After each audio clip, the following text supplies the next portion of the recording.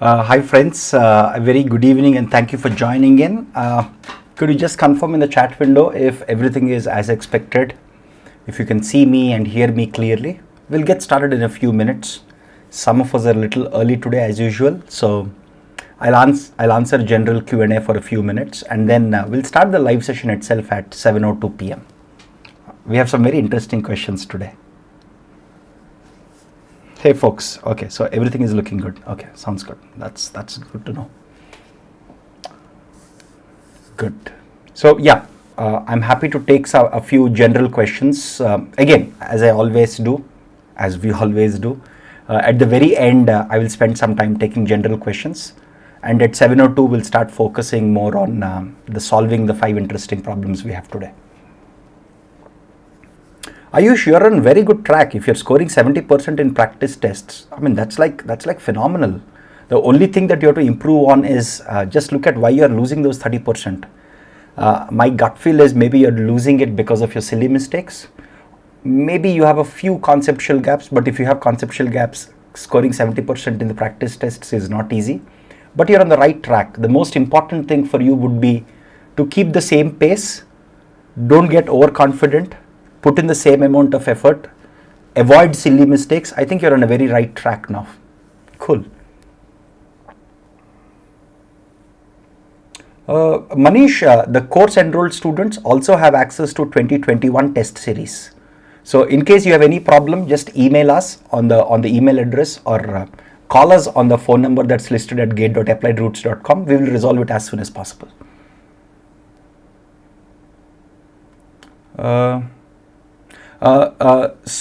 This is Mallikarjun says, what are your tips for self-preparation? So Mallikarjun, my suggestion to you is this, make sure that you're giving enough time to each subject. If you're preparing on your own, if you're preparing from standard textbooks, that's always good if you can do that. Just make sure that you're not spending too much time on one subject. The biggest problem that I see with self-preparation folks, because I did that when I was in my own BTech, was we tend to spend too much time on some subjects and ignore other subjects. Make sure you're finishing each subject in about 2, maybe 3 weeks. That is the most important thing if you're doing self-preparation.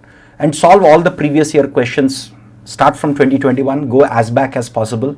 And that's the best strategy. That's the strategy I followed in my BTech third and final year. So, I mean, it works fairly well.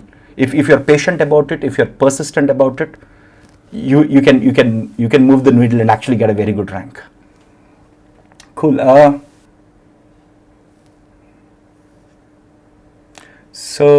Okay. So this is from Prayas. He says, I'm a course enrolled student. I got admit from IIT Bombay, Jodhpur, Mandi, MTech CS, IIT Patna, MTech Math, etc. I would say, sorry, you said IIIT Bangalore, right? Sorry, I read it as IIT Bombay. Sorry, it's IIIT Bangalore.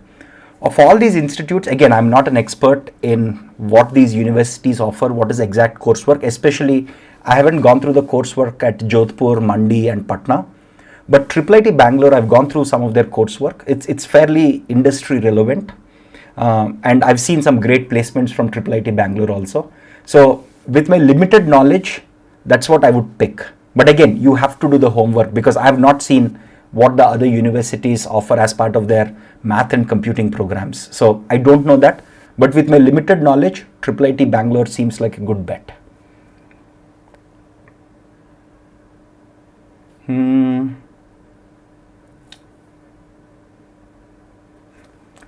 Okay, so I think somebody is saying, somebody asked about a GATE 2021 test series. Our team has responded on how to exactly find it on our portal.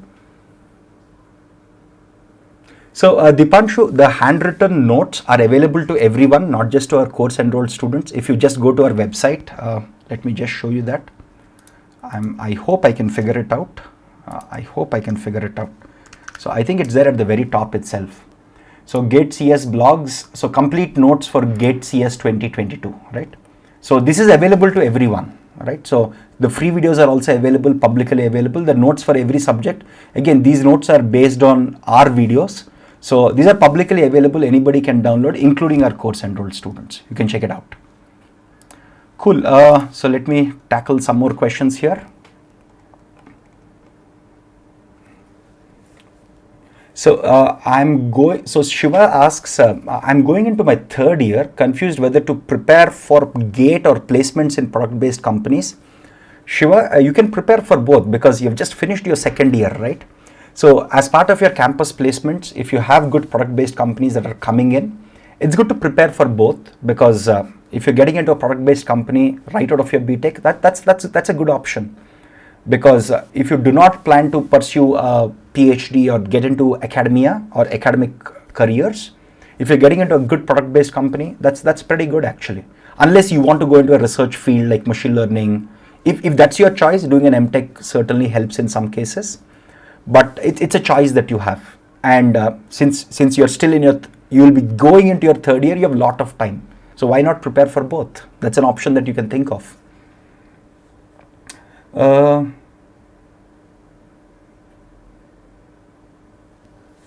So Preyas says, I want to do PhD after 2 to 3 years of job. Upon seeing IITJ computer vision research, I'm inclined towards it, but bad placements. So Preyas, since after your masters, you want to go and work for a couple of years before you go for a PhD, I think you should certainly look at placements, because in those 2 to 3 years of work experience, if you join a good research profile, like a machine learning scientist or an applied scientist or even a research scientist, you'll get to publish a lot. Like many of my batchmates who went and joined research labs, whoever was interested, I mean, there were some of us who were very much interested in actually publishing research work, and they all published very actively after their masters. So don't worry about it. I think since you want to get into a job for 2 to 3 years after your masters, you should certainly think of going to IIIT Bangalore over others. I mean, that's my gut. That's my, again, this is my limited knowledge. Please bear with me. I don't know about other institutes very well, but within my limited knowledge, this is what I would recommend. Cool. So Kaushik says, this is my 4th attempt. Is there any problem in MTech? Kaushik, it's not a big problem in MTech, but again, I don't know how many years you have dropped, but our strongest recommendations to students who are planning to drop a year is don't do it. I mean, we are being honest with you, because dropping a year and having more career gap, if you don't crack GATE eventually, you will feel very bad. We have seen people who felt depressed. We don't want you to be in that situation. And GATE is something that you can prepare parallel to your job. So we strongly recommend not to drop a year, join a job, prepare for GATE simultaneously. It's very, very doable. Of course, you have to be disciplined about it at the end of the day, but don't increase your career gap with more and more attempts. We do not recommend it at all, because even if you make a few silly mistakes in the GATE exam and don't get a rank that you would want, you will feel really bad at the end.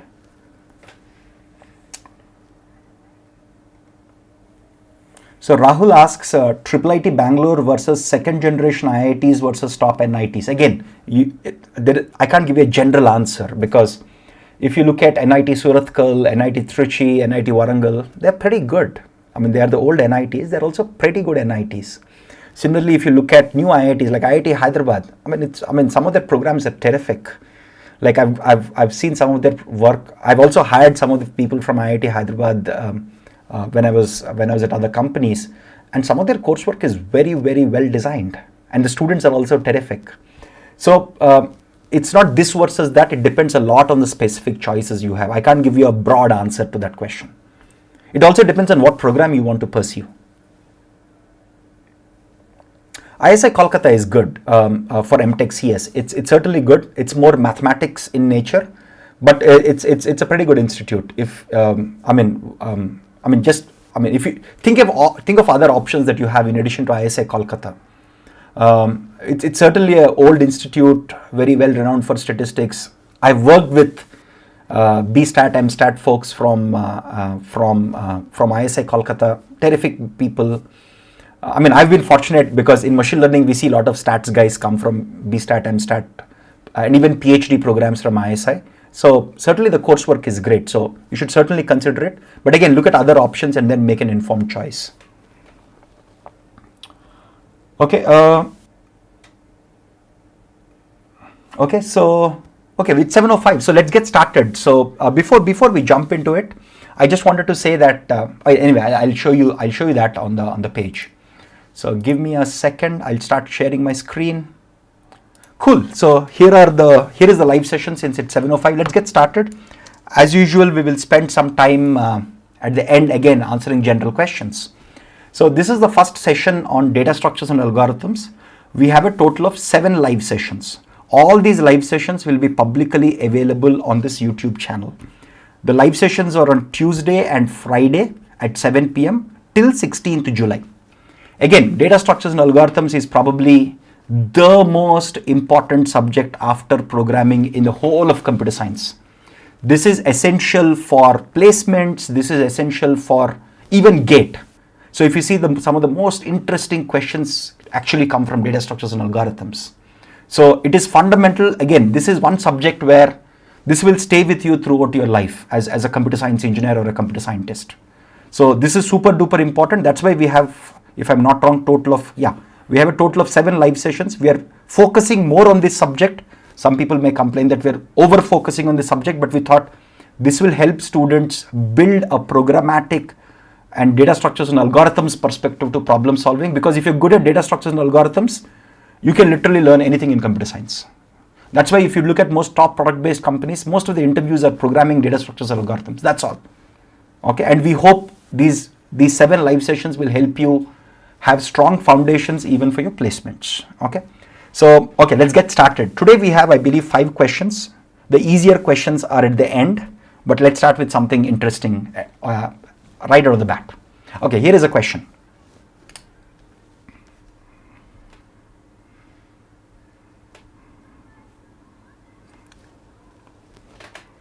Remember, it's an MSQ. Okay. Again, let's focus on solving the problems now. I'll come back to general questions in a while. I mean, as soon as we finish the 5 questions, we'll surely come back to it. Okay.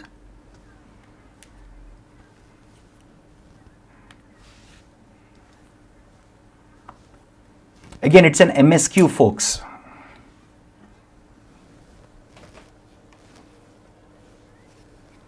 Don't be in a hurry. I see some of you putting your answers. They are not correct.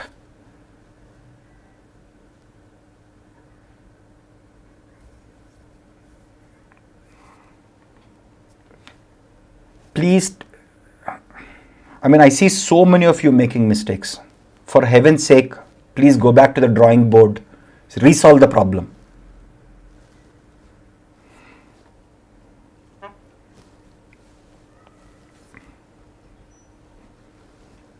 Don't be in a hurry, guys. I see so many of you making mistakes. Please, again, take it as a hint, leave it if you don't want. But please, 90% of answers I see here are incorrect. Maybe it's over 90% actually.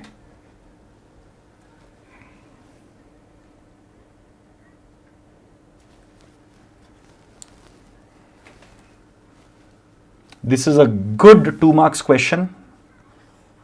And I mean, such a question, or a variation of this question, if it's in GATE, they know that 99% of people will make mistakes. So please don't do that.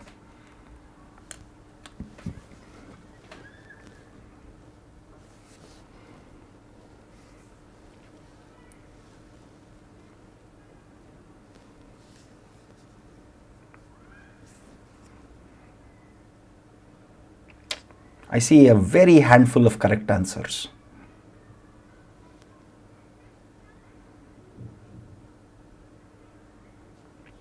We wanted to start with a little tricky question. We have easy questions later on, but I expected more of you to get it right, to be honest with you. That's okay. Take a shot again.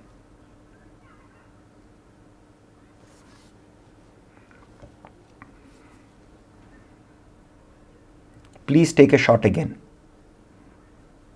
I'll give you some time. I really loved solving these questions. The first 3 questions, I really enjoyed solving them myself. The last 2 questions are on the easier side.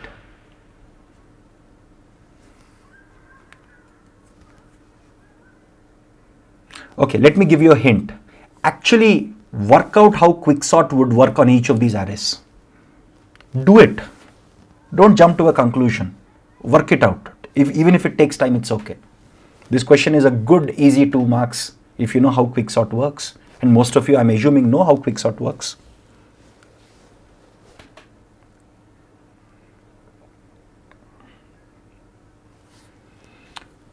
Okay.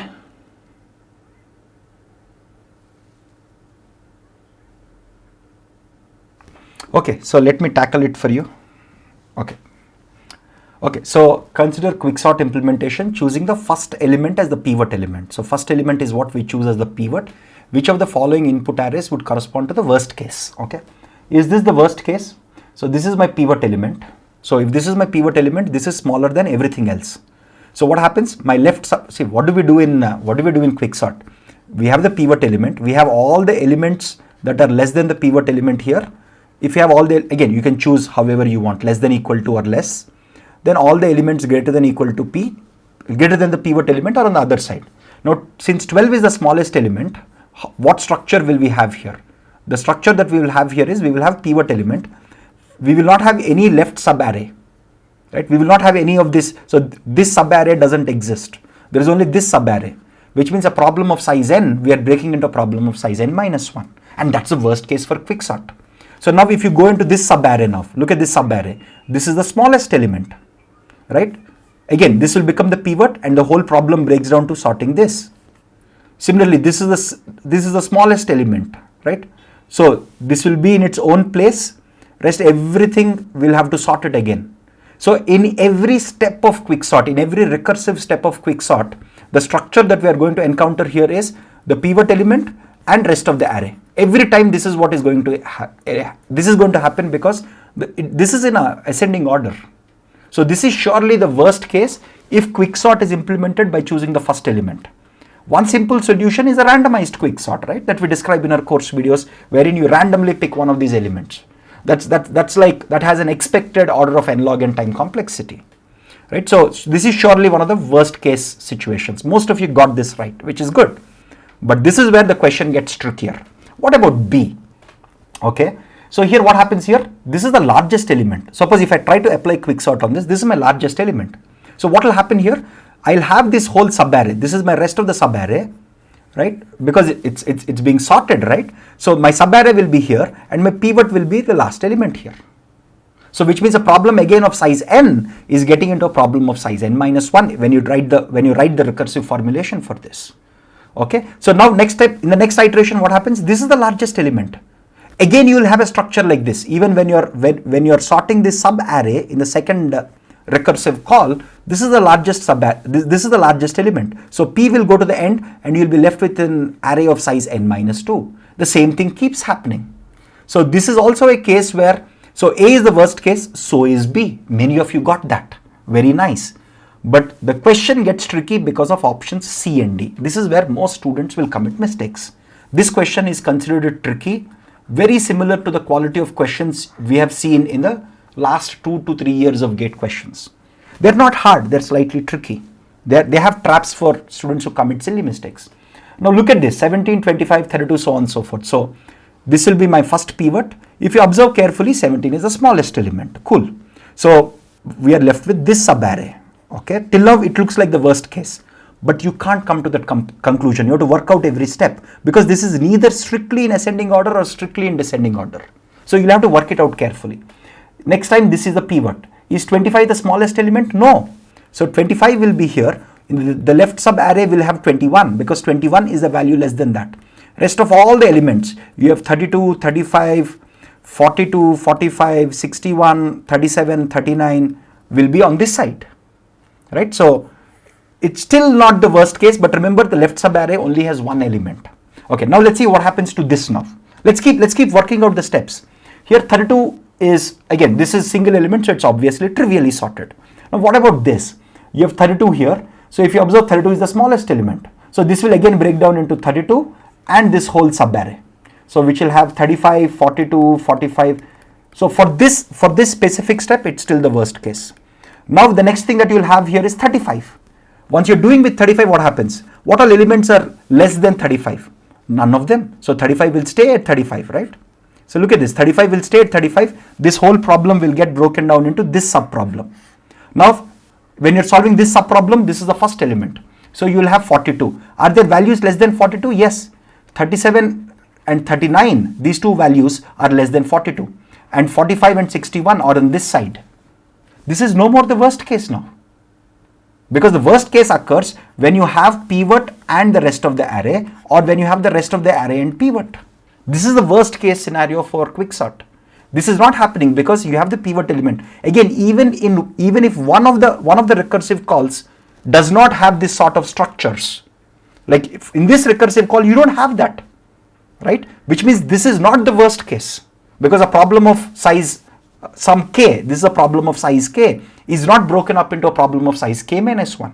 This is roughly k by 2, this is roughly k by 2, of course, the floors of them, right? So this is like a good split. So even in one of the recursive calls, if it is not doing the worst case, it is not the worst case. So C is actually not the worst case.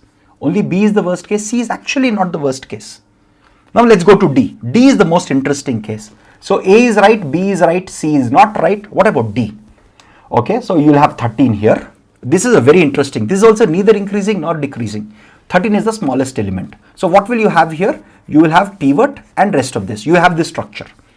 Now let's look at this subarray now. In this subarray, 60 is the largest, right? So 13 is done. So in the next subarray, 60 is the largest. Look at this, 60 is the largest. So you'll have this sort of structure, or rest of the array and just the pivot element. Okay, so 60 is also sorted now. 60 also will go its respective place. Now you have 19. What happens to 19 now? 19 is the smallest amongst them, so it will fall into this pattern. Next you have 52. 52 is the largest in the remaining element, so it will fall into this pattern. Next you have 45. 45 is the largest, which means it will fall into this pattern. 27. 27 is the smallest, which means it will fall into this pattern. 41. 41 is the largest, again in the remaining subarray. That's what I'm talking about. Okay, 41 is the largest in the remaining subarray, so it falls into this pattern. 30 is the smallest in this remaining subarray, so it will fall into this pattern. 34 is the largest amongst this, so it will fall into this pattern. So while D does not have a strictly increasing or decreasing order, for every subarray, look at this, for every k-sized subarray that we have, the first element is either the smallest or the largest. That's what makes this either get into this situation or this situation in each of the recursive calls. So the correct answer here is A, B and D, not C. This is I really enjoyed solving this question myself, and I thought, wow, this is a great way to test one's knowledge and understanding of how quicksort works, right? Very simple question. If you see this, it's a simple question, but I think visually seeing, I have seen almost 95+% of students making errors. In the gate examination, since a good chunk of them come to the exam without preparation, that's it. 99+% of them will make this error. And one question like this could be the difference between getting a good rank and not getting a good rank. Okay, sounds good. Okay, so let's go to the second question now. This is a very nice question. I enjoyed, one of our teammates said this question, really enjoyed this. Cool, so here is another question.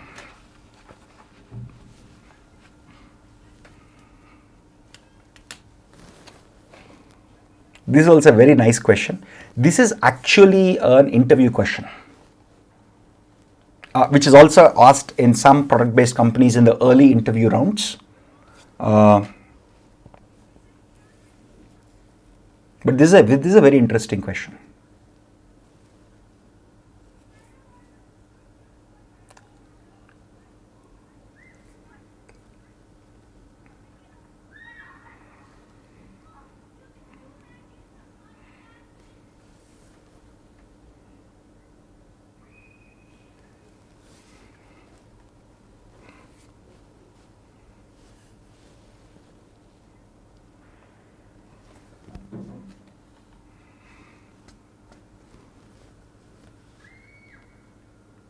This is like a phone screen interview question at product-based companies.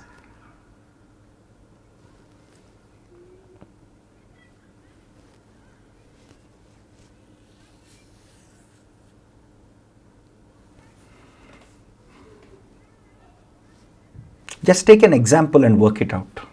It actually takes 5 minutes, takes a couple of minutes to figure it out.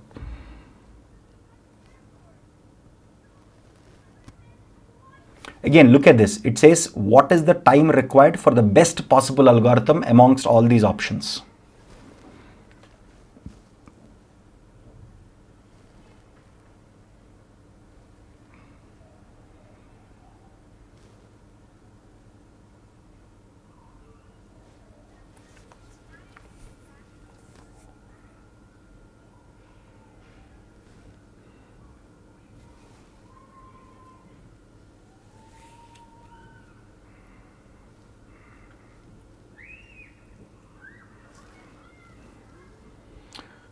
Okay, I broadly see two options.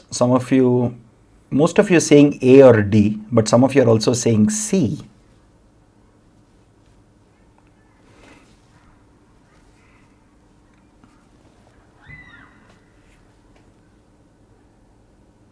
Okay, take a couple of seconds and think about it. I'll answer this question. This is a very popular coding question asked in some product-based company interviews, especially the early interviews. Okay, so let's solve it. So the question says A consists of n unique elements and they are in non-decreasing order. Unique elements in non-decreasing order basically means increasing order, right? You have unique elements and they are in non-decreasing order, which means they have to be in increasing order. Now we have to find AI equals to I. Always have again, the best strategy if you're writing code for most problems is to have a worked out example handy. So imagine we have some example like this, right? So I'm just putting in some numbers here. So let's assume so this is array A. So let's assume A6 is 6. Let's just assume, okay? So rest of the numbers, let's just fill them up, okay? So let's assume this is 8. All numbers have to be unique. So let's assume this is, I'm just making up some numbers, 3, 2, 1, 0, minus 3, minus 4, okay? All numbers are, look at this, all numbers are unique and they're in non-decreasing order, right? Simple stuff. Now, you have to find this index 6 because A6 equals to 6, okay? One solution, which is like the basic solution, is you iterate. You write a simple for loop, go through item 0, item 1, 2, 3, 4 and keep checking. That will be that will be theta of n. I mean tight bound. This is like a tight bounding, right? But that's okay. But the question says the best possible algorithm that you can think of. This is surely not the best possible algorithm. Sorry, this is not the best possible algorithm. Because if you think about it, if you want to search for some items, imagine you're given an increasing array or unique elements with non-decreasing array. The moment somebody says unique elements with non-decreasing order, sorted order. So basically what it's saying here is everything is in sorted order and what you're doing here is a search.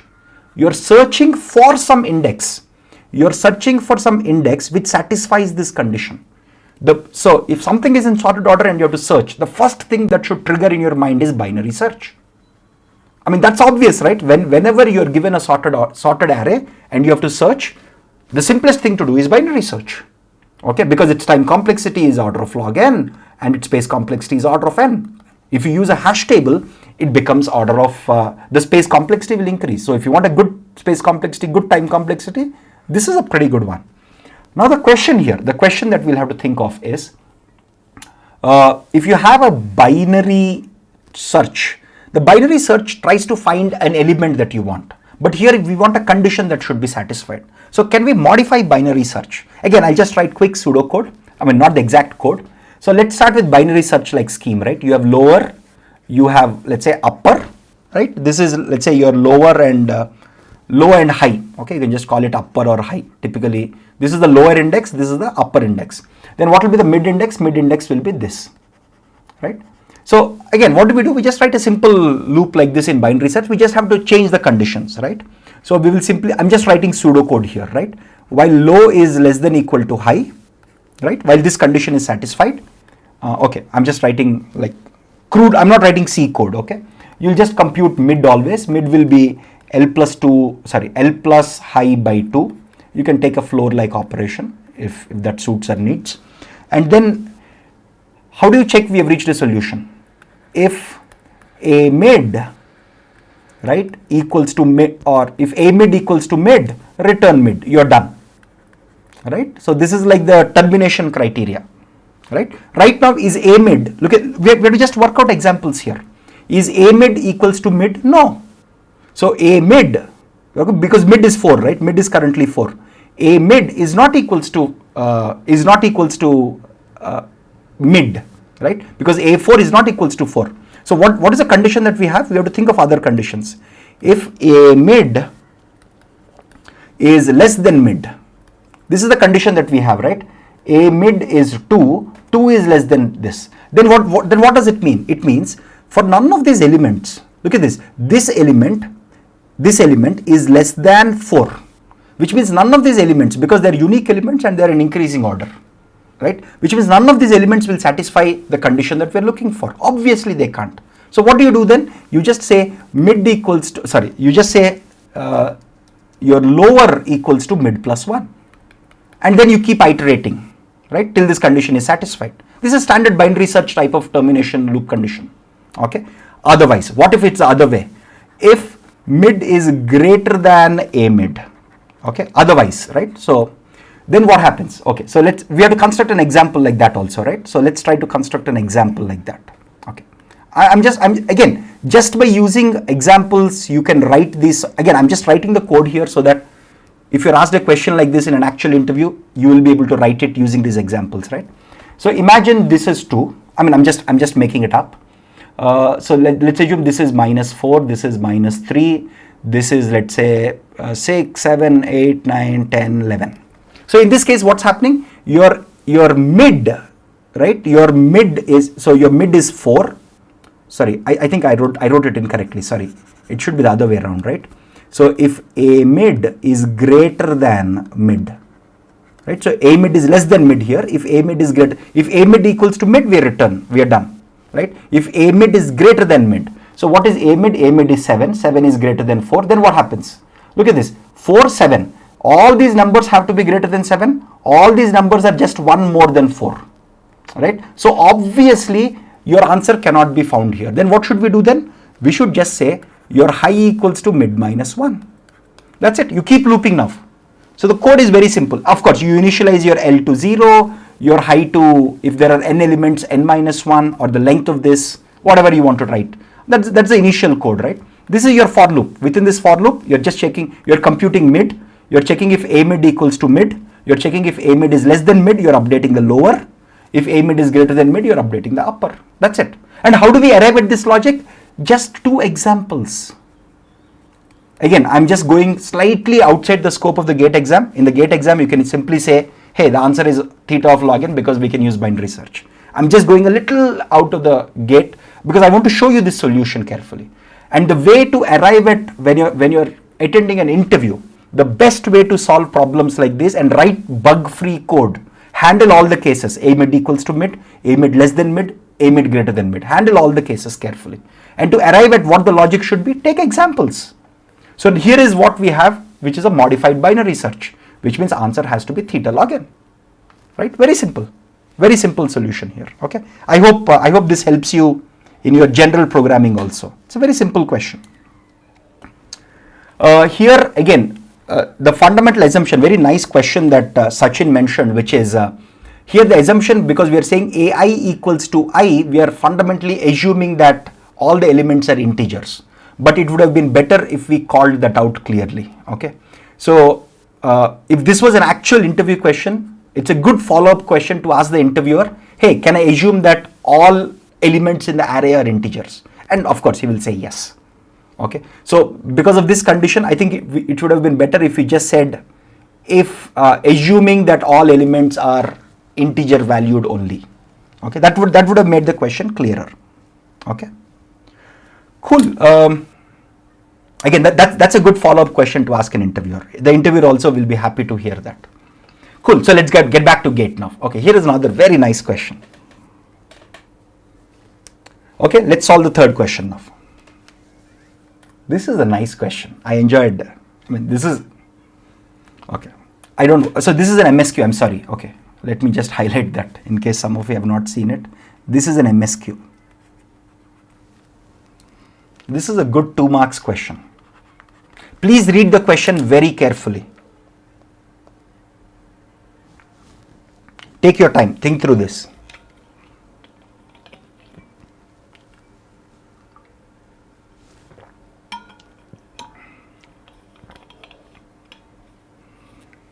Oh, so this is a question in the scholarship test. Okay, I didn't realize that. Okay. Anyway, let's solve it for fun then.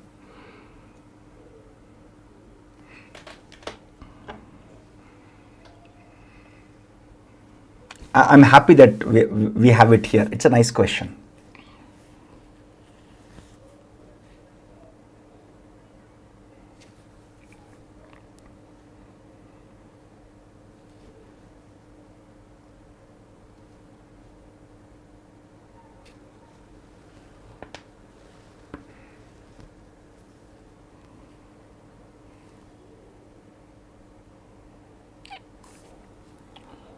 Okay, I see a variety of answers because there are 4 possibilities.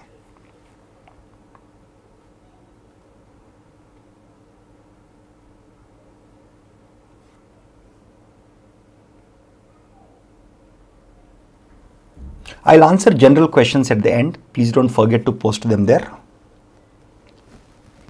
This is a good, interesting question.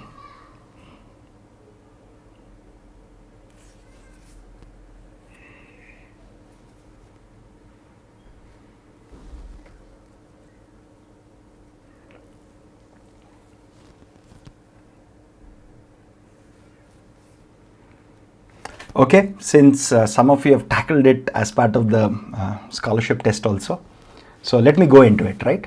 So the question says that the default ordering is by priority. Again, I am a type of guy who actually writes things down, okay? So the default sorting, so let's assume I have a bunch of products, let's say product 21, I actually write down and draw diagrams and I work out examples often because that's the best way for me to understand what's happening and think through. Again, it's a very popular strategy that I've seen a lot of other people do. Let's assume I have some 4 products like this, product 21, 20, these are, let's say, product numbers. Okay, so let's assume by default it is by popularity, right? So by default, some popularity score or some average, let's say star rating, etc. Let's assume this has 5-star rating, this has 4.5 stars, this has 4 stars and 3 stars. This is the default. It's already sorted by this order. That's important, right? It's already sorted. That's a default sorting. Now a student might say, hey, I want to sort it by price. Okay, so let's just assume, let's just take an example, right? So let's just assume some price also. Let's assume the price of this is $3, $2, $2 and $4. Actually, I didn't know it was there in the scholarship test because probably I missed it. And of course, our questions are created by all of our team members. I only contributed some. And so I probably missed it when I was seeing some of the questions. So, but I solved it actually before the live session and I enjoyed solving it. Like I thought, cool, this is a very interesting question. Okay, so let's come to it. So we have price. So it's already sorted by this. Remember, it's already sorted in decreasing order of popularity. Now our question here is that if the user says, I want to sort by price, okay, we will sort by price. So how does it work? Of course, we want to sort the $2 first, then the $3, then the $4. But when you sort by price, there is a secondary criteria through which you want to sort, which is if 2 items have the same price, you want to sort by popularity, right? Which means now when you sort, again, remember this already sorted. Now if you want to sort by price, right? What are the properties that you're looking for? When you sort by price using any algorithm of your choice, you want that this product to 20, which has a higher popularity, should come first, and the popularity 90, the product 19, which popularity 4 should come later. Even though their prices are the same, they're already sorted by this. So when you sort by this, you want this popularity based ordering for the similar priced items to stay. Again, we have shown this example with the cards, if I'm not wrong, in the course videos. What this is asking for is basically stability of sorting, right? You want your sorts to be stable sorts.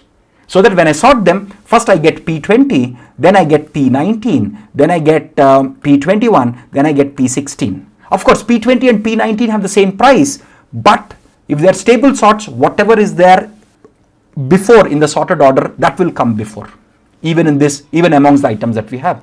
So the question is an indirect way of asking which of these, this is like a practical question which says, hey, which of these are actually stable sorts? Actually, if you think about it, all of them are stable sorts. You can easily, probably some implementation that you have seen may not be stable, but you can write merge, insertion, radix and bubble sorts carefully. If you write it, you can ensure that all of them are stable sorts. So the answer is all 4, A, B, C, D, right? So fairly straightforward, simple question, but nonetheless a very good, I mean, I enjoyed it, okay? Because I solved it, I didn't know it was there in the scholarship test. I'm happy that one of our mentors and advisors who actually said this question actually got it, right? Cool, so let's go to the next question now. This is, okay, cool. Go ahead, tackle this. This is a typical 1-mark question in GATE. I mean, you'll see some variations of these questions in the previous year also. This is a typical 1-mark GATE question. Again, in our course videos, we explain every sorting algorithm, if it's stable or not, why is it not stable. It's there in the free videos if I'm not wrong. You can check it out. So most of I mean, I think all the sorting algorithms, we have given it for scholarship test as free videos, right? All of this is actually explained in the free videos.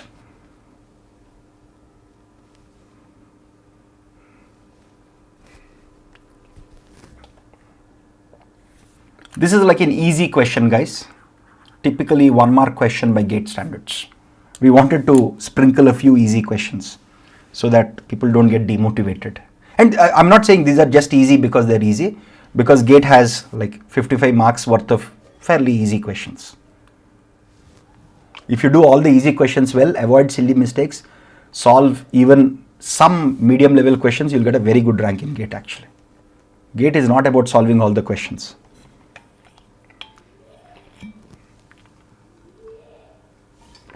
This is like, if you know how insertion sort works, this is straightforward.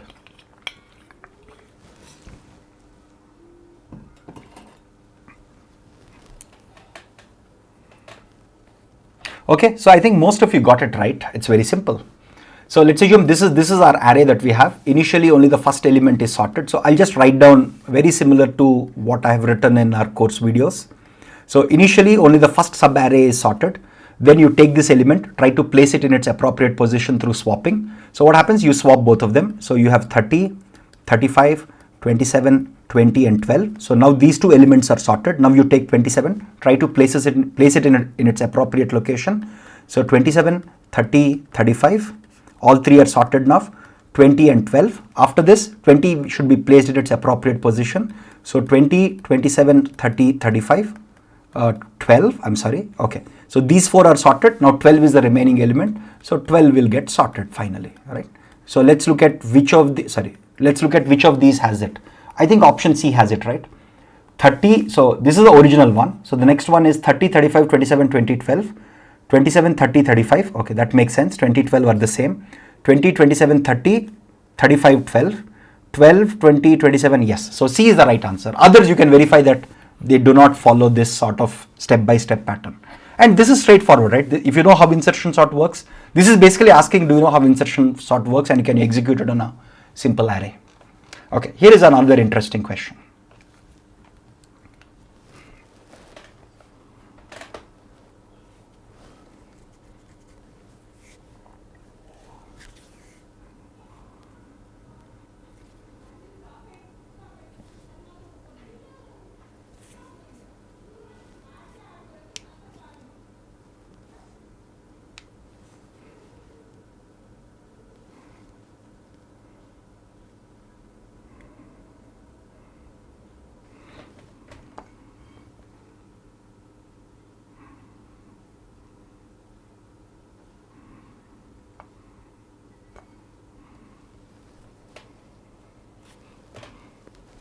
Please don't make silly mistakes with this.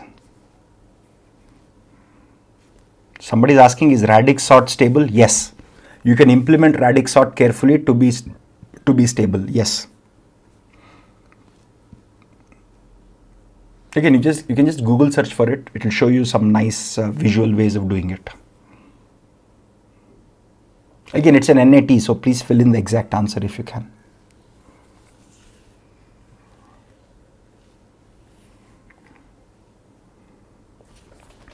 Again, simple examples. Most of you got it right. Again, this is an easy question, fairly straightforward question, typically like a 1 mark NAT question in GATE.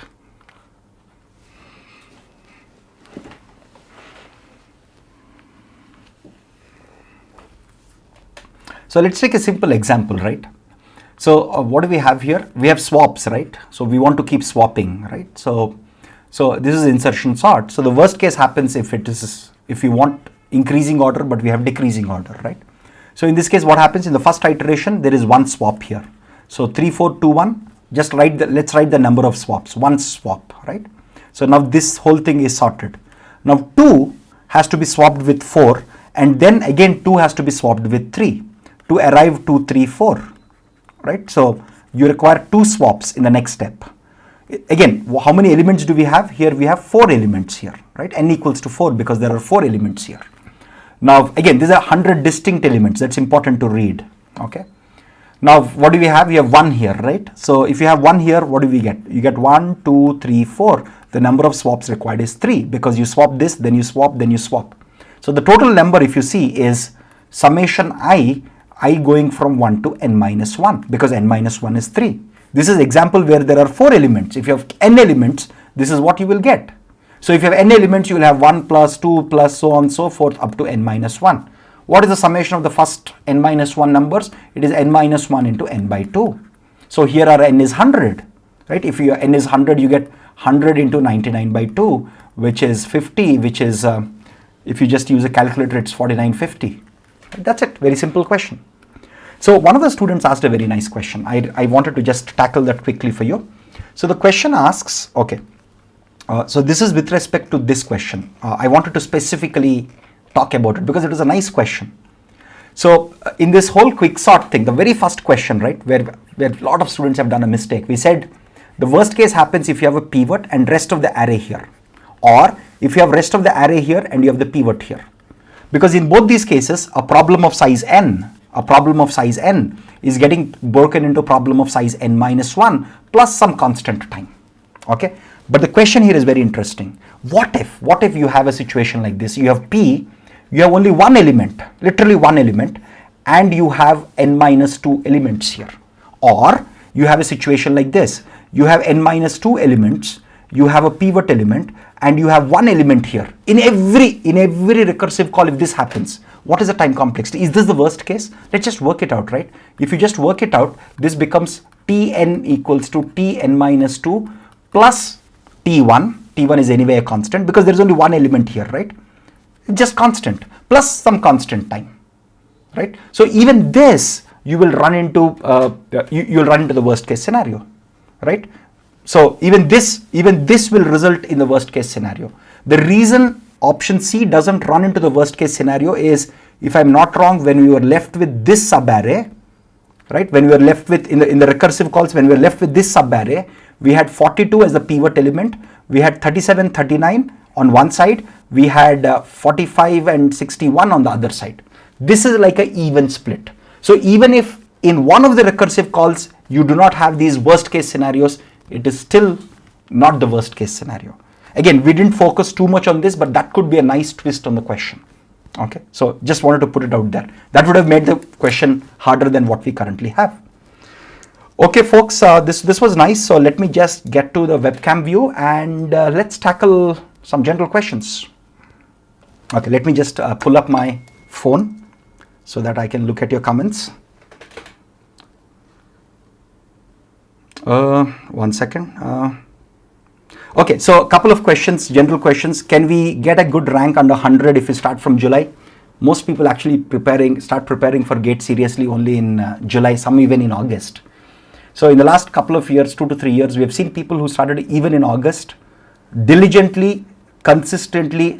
Again, as I've always told you, right? If you put in 6 months of diligent effort, focused effort, non-distracted, diligent effort, you can crack GATE. 6 months is all you need, to be honest with you. Of course, some people might require more time, but most people, I believe over 90% of people, if they put in 6 months, they can crack it.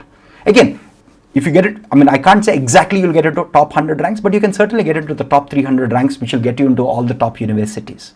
In the long run, it really doesn't matter if you go to IISc or if you go to IIT Kanpur or if you go to IIT Delhi, because your skills will what will matter in the long run, right? So as long as you're going to a good university, doing a good master's program, it's your skills that will matter in the long run. So yeah, so I won't say top 100, but you can comfortably, again, there are students who got in the top 100, by the way. I'm not saying you can't, but top 300, you can comfortably get it for 90% of students if they're diligent from July.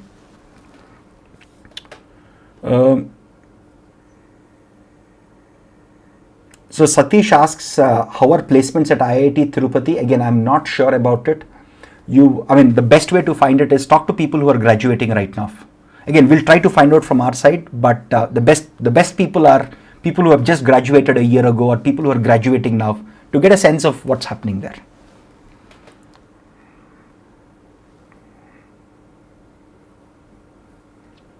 So Pratik says, I'm sleeping 8 hours and I want to wake up at 4 a.m. How do I do it? Again, everybody is not early morning bird, right? Some, again, at different times of life, like in my college days, I used to sleep late at night and I was a night owl. Slowly, as as I grew, I became more of an early morning guy because I don't get time and I'm exhausted by the end of the day with all the work. So don't think of a time. Again, if you want to wake up early, it's again, not everybody can do it. What is important is not waking up early, but making sure that in the waking hours that you have, get good 7 to 8 hours sleep. In the rest of the waking hours, try to cater time for it, right? Cool. So this is from Ayub, who says, please guide for working professionals. Ayub, the simple logic, I think I've been mentioning in almost all the live sessions. For working professionals, I understand you have other responsibilities, like you have to go to work probably at 9 or 10, work for 8 hours, maybe some cases, worst cases, 10 hours. Try to be much more disciplined with your time. 2 hours in the morning, 1.5 to 2 hours in the evening. Focus morning for deep learning, not machine learning, deep learning. Deep conceptual learning. Use the rest of the day whenever you're taking breaks, solve a few problems here and there. Evening, solve problems, refresh and revise.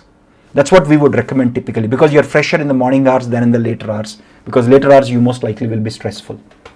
Okay, cool.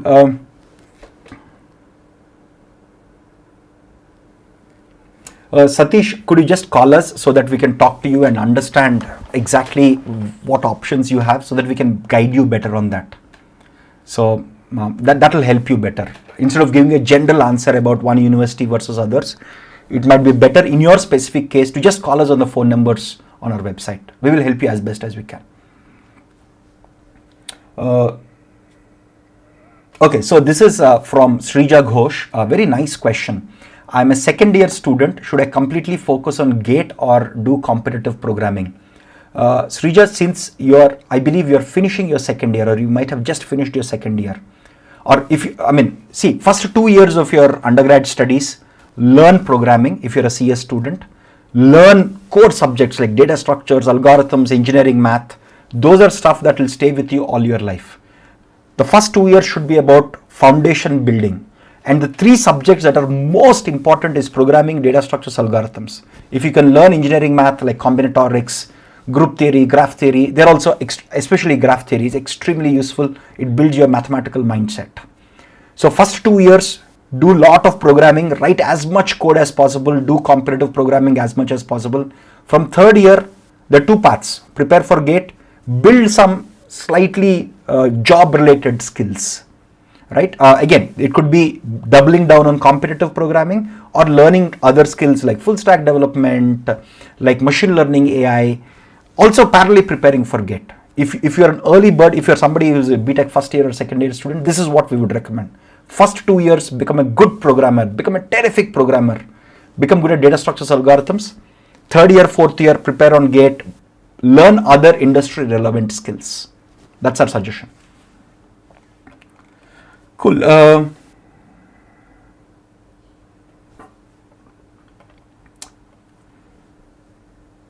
So Madhav, remember that it's a very nice question. He's saying the scholarship test, first ranker got very good marks and the toppers got very good marks while I got just 30-ish marks. That's okay, Madhav. Some of these people may be preparing, maybe it's their second attempt for GATE, right? So which means they've started their preparation earlier. But that does not mean that every year top 100 rankers are second year or second attempters, right? It's never that. What is more important, see, you got 30 marks, which is pretty healthy, by the way. 30 marks is roughly what? 30 out of 70 marks, right? The question paper was of 70 marks. So 30 out of 70 is exactly like 42.85%. You're above the 40% mark, right? So that you're on the right track. That means you're on the right track. You just have to double down, fill up your gaps and compete. Just because somebody got a good rank in some examination now doesn't mean that they would get a good rank in the final GATE exam. It doesn't matter. Because if they stop studying, if they stop working hard from now, game is over. If you start working, your game starts now. Okay. So getting about 30 marks is roughly about 40% which you're on the right track. Even in our practice tests, we tell students if you're getting 40% marks, consistently work on it. The final GATE exam is about 70%. If you get about 70 marks out of 100, you'll get a very good rank in most GATE exams. Okay. Cool. Is 4 hours for 6 months enough to get a good rank? Ayushi, I think that is certainly a good amount of time. Again, I'm talking about an average student. For an average student preparing for GATE, If you put in maybe 4.5 hours for about 6 months, that's pretty good. If you're below average, if you consider yourself that you're not still there, you might have to put in about 5.5 hours. Again, we have seen people who just put in 3 hours a day, 6 months, and they get it because they're already studied these subjects very well during their BTech. But for an average student, I think 4.5 hours a day for 6 months is a good preparation strategy for GATE.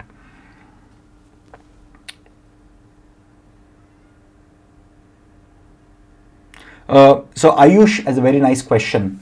So I secured a 2697 rank. I got campus placement in a services company. Should I prepare for placements or GATE? So Ayush, my suggestion for you would be this. Join the services company, because why waste a year, right? In case you don't get the rank that you would likely want to get next year, you still have a job. You have experience which you can work on later. So our suggestion here is, you know the basics. That's why you got that 2600 rank.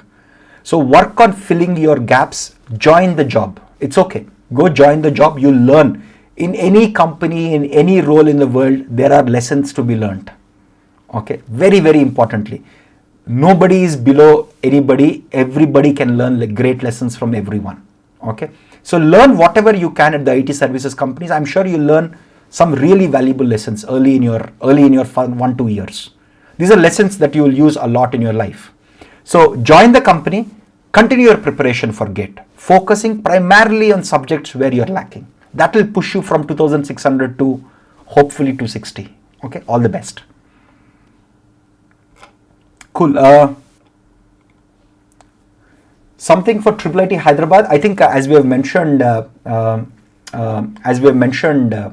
they mostly focus on data structures, algorithms, programming, and a little bit of aptitude. Those are the subjects that you should focus on. We have a video on our YouTube channel specifically for IIIT PGE. Please check it out.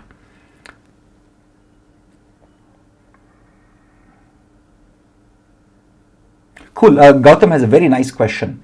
Is solving problems in data structures and algorithms in a programming language like C, C++ useful? Very, very useful, especially if you have time to do so. Because my best learning experience of data structures algorithms, I still remember it very vividly. A few days before my second year BTech started, I went to a bookstore, got Introduction to Algorithms by Carmen Leeserson Rivest, because I just Google searched and I saw that all the top universities of the world are using it as a textbook. I got the textbook. I started reading from it on my own, and whatever pseudocode is there, I try to implement in the programming languages that I knew at that point. At that point, I only knew C, C++. So writing code, you will learn the thought process of, again, writing code is very, very important skill, especially for placements, not so much for GATE. I wish GATE also had at least a few questions where you had to write code. That would have been great. Unfortunately, GATE doesn't have it. I wish GATE adds it in the future. I've had discussions with some professors at some of the top universities in India who are also on the, who also like set questions for GATE. And this was my feedback to them, that you guys should add programming to GATE. Have some, let's say in the whole 3 hours, have 1 hour only for programming. Let people build that skill, because that is extremely important for the industry and also to become a good PhD researcher.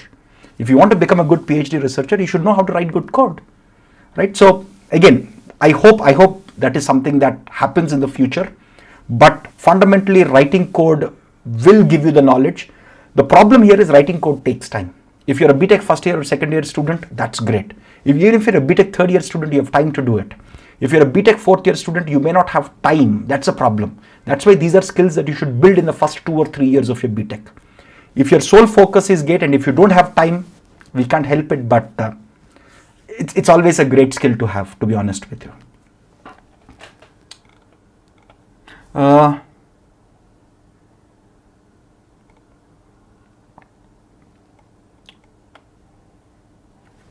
So Aman says, I left a job with 10 LPA, which took 12 to 13 hours of my day. Is it worth for me to prepare for GATE or PSU or look for another job? Again, Aman, the fact that you are making good compensation certainly means you have some real world skills in engineering, computer science, whatever it is. So, I mean, it's a choice you have. Okay. So again, it's unfortunate that you had a very hectic work. Again, I'm not for like crazy work hours, but ask yourself this fundamental question. Was there a possibility for you to do the 12 to 13 hours work in 8 hours? Somehow could you have learned skills that would have helped you finish the work faster. My suggestion here for you is don't drop a year for GATE because you already quit your earlier job. Get into another job, maybe something where you can get through with 8 hours, maybe maximum 9 hours of work and continue your GATE preparation. I mean, that's what I would recommend given the knowledge that I have from this single question. Can I clear GATE in third year? Yes, you can. I don't know what is the MKP. I think that's an LES. Yes, you've finished 2 subjects now. I mean, you're on the right track and you can crack it. Even if you start your prep from now, I think most likely if you put in the required effort, you can comfortably clear it. That shouldn't be a problem.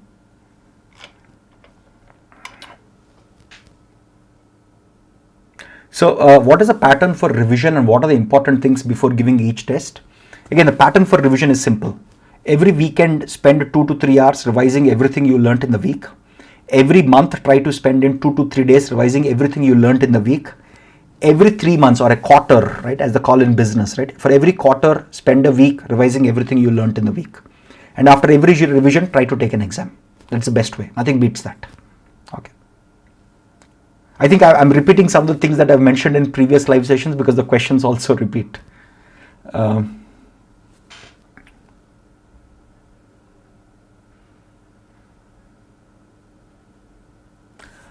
So Udit, I get your question. So you got admission in the PhD program at IIT Guwahati. While you're interested in research, you also care about placement after your PhD. Again, one of the biggest factors that is looked at for a job after PhD is your publication record.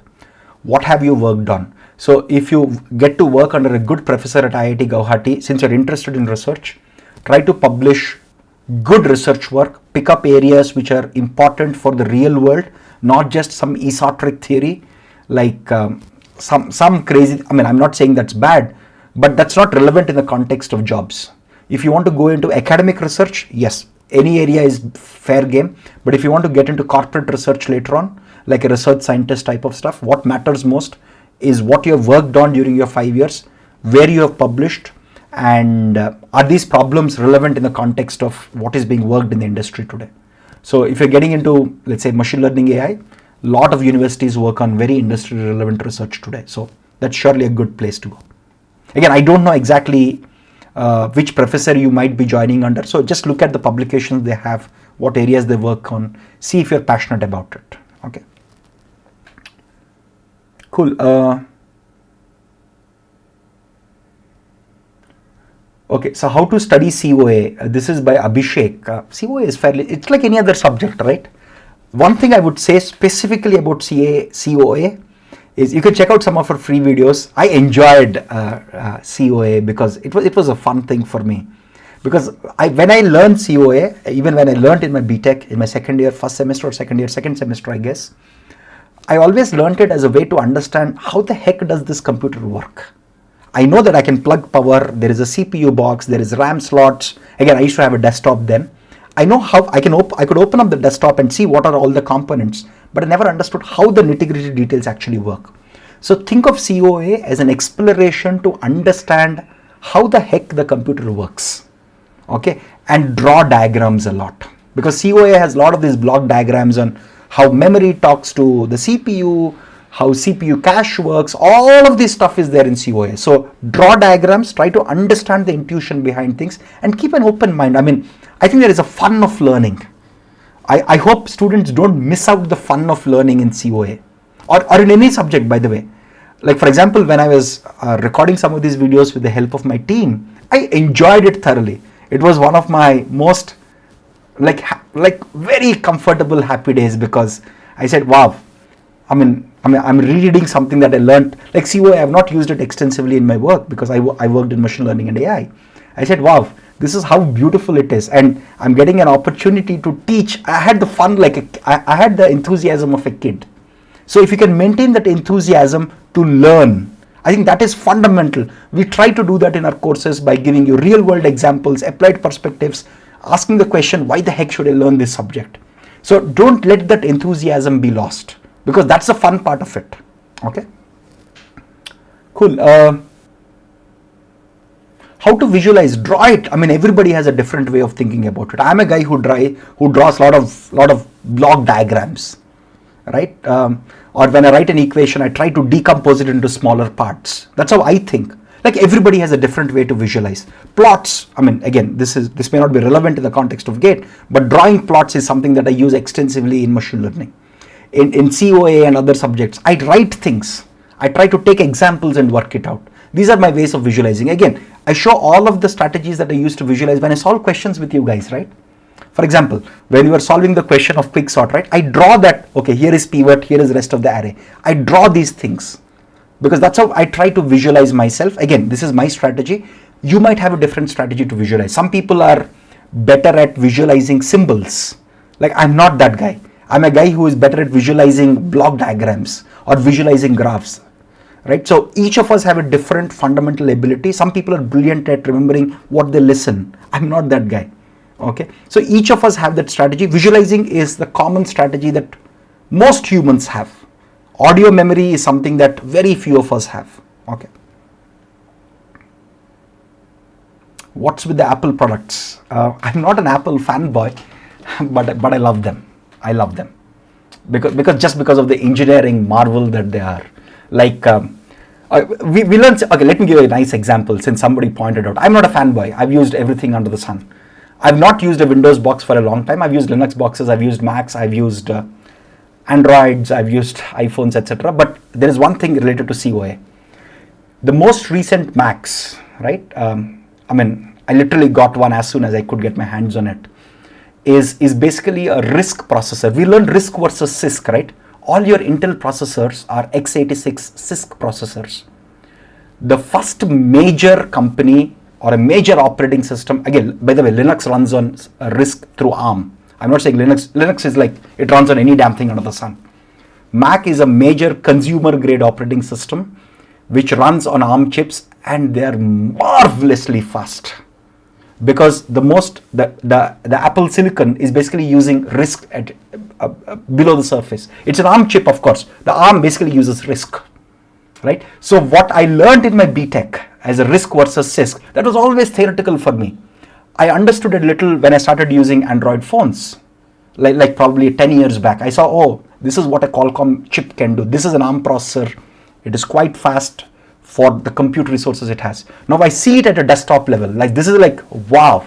Because I used to use a Mac which is x86 or Intel based, and this literally is like spectacularly fast. And I enjoy seeing that CISC versus RISC transition happening in my own lifetime with desktop operating systems. Cool. Anyway, I think I've got diverted a little. So again, I try to connect most of computer science that I enjoy and learn and I teach to what I see every day. I mean, that's the fun of learning that I don't want to lose. That's the enthusiasm. I become like a kid when I think about it. Anyway, folks, anyway, I don't want to bore you anymore. So thank you very much for joining. As usual, please stay safe. I know that the test positivity rate is roughly around 3% now. Most cities and states have opened up, but let's not get our guard down. Double mask, step out only if required, because if you fall sick, in the worst case, you will lose a lot of time. It will be suffering for your family, for you, things like that. Get vaccinated. Thankfully, the vaccination numbers are on the uptick in many parts of India. Get vaccinated. I know some of you may be in the 18 to 45 bracket, but as soon as you get an opportunity, get it done. Stay safe. That's very important. Just beyond the gate prep. Okay. Thank you very much. Bye-bye.